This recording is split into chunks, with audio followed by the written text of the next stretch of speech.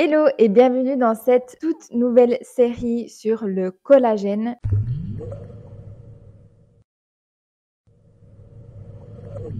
Je sais pas pour toi, mais moi je me pose toujours la question de savoir si les sérums, les crèmes, les compléments alimentaires fonctionnent vraiment sur notre peau et s'ils peuvent vraiment nous aider à produire plus de collagène, à rendre notre peau plus ferme, plus tonique. Donc je me suis dit pourquoi pas créer une série à ce sujet et vraiment venir un peu décortiquer le vrai du faux, ce qui est à nuancer, etc.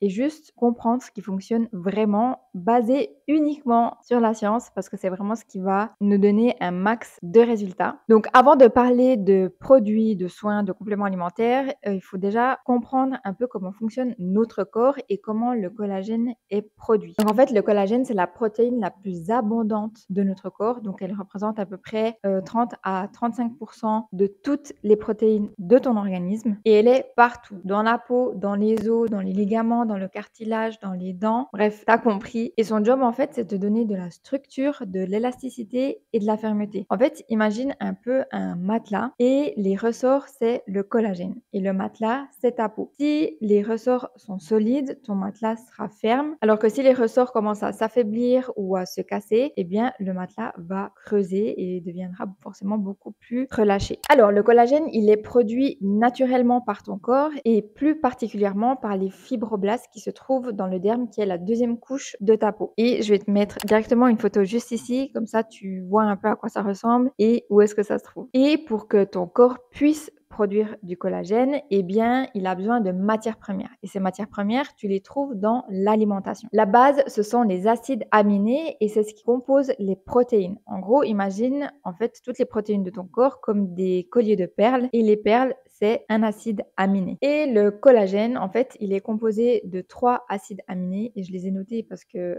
j'arrive pas à les mémoriser. Donc, c'est la glycine, la proline et l'hydroxyproline. Comme ça, au moins, je t'ai posé ça là et on peut passer à la suite. Tout ça pour dire que si tu ne consommes pas suffisamment de protéines de qualité, eh bien, ton corps n'aura pas la base pour construire le collagène. Je vais quand même te dire où est-ce que tu peux les trouver. Donc, ils sont présents dans la viande, le poisson, le bouillon d'os, les œufs ou dans les légumineuses comme le soja, les lentilles, les noix et les graines. Ensuite, il y a la vitamine C. Donc, sans vitamine C, ton corps ne produit pas de collagène. En fait, la vitamine C va aider les acides aminés à créer les petites hélices de collagène. Et tu peux la trouver dans tout ce qui est agrumes, kiwi, poivrons, persil, fraises, etc. Et pour finir, ton corps a aussi besoin de zinc et de cuivre. Donc, le zinc, il va activer certaines enzymes qui vont aider à la production de collagène et son objectif, c'est de réparer les tissus et les cicatriser. Et le cuivre, lui, il est essentiel pour stabiliser le collagène et qu'il reste solide. Le zinc, tu peux le trouver dans tout ce qui est légumineuses, fruits de mer, œufs et graines de courge. Et le cuivre dans tout ce qui est foie, noix, graines de tournesol et chocolat noir. On sait déjà que le collagène, il apporte tout ce qui est structure et fermeté à ta peau, mais il ne fait pas que ça. Il va aussi maintenir les tissus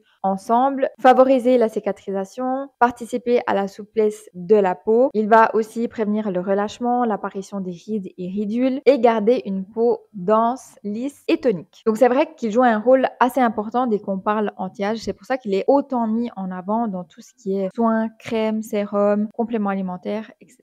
Si tu as entre 20 et 25 ans, eh bien, tu as carrément de la chance parce que c'est à ce moment-là que ta production de collagène est au max. Ta peau est naturellement plus ferme et rebondie. Et si je dois te donner un pourcentage, il faut savoir qu'il y a 75% de collagène dans ton derme à ce moment-là. Et c'est pour ça que ta peau est au max de sa forme et ça a un effet un peu baby skin. Donc, profites-en bien parce qu'après, ça part en cacahuète. Dans cette série de vidéos, je vais vraiment essayer d'utiliser la méthode un peu de l'entonnoir pour que tu puisses vraiment comprendre comment fonctionne ta peau et ensuite pouvoir choisir tes produits correctement pour que tu puisses avoir des résultats visibles. Donc, si tu ne sais pas comment ta peau fonctionne, déjà ici, tu es à la bonne place, mais ça va être vraiment très compliqué de lui donner ce dont elle a besoin et d'avoir des résultats. Aujourd'hui, on a vu un peu le fonctionnement du collagène, comment il est produit, où est-ce qu'il se trouve, de quoi il a besoin, notre corps pour le produire. Et dans la deuxième vidéo, on va comprendre un peu pourquoi le collagène diminue, à quel moment, qu'est-ce qui accélère la perte de collagène, etc. Donc, si tu ne veux pas louper cette vidéo, je te conseille de t'abonner à la chaîne, d'activer les notifications, comme ça tu seras au courant dès la sortie de la prochaine vidéo. Et tu peux également t'abonner sur Instagram. Et si tu veux que cette série aille un peu plus loin et que tu as des questions à poser sur le collagène, n'hésite surtout pas à le faire dans les commentaires. Comme ça, je pourrai directement les intégrer dans ma série de vidéos. Et moi, je te dis à bientôt.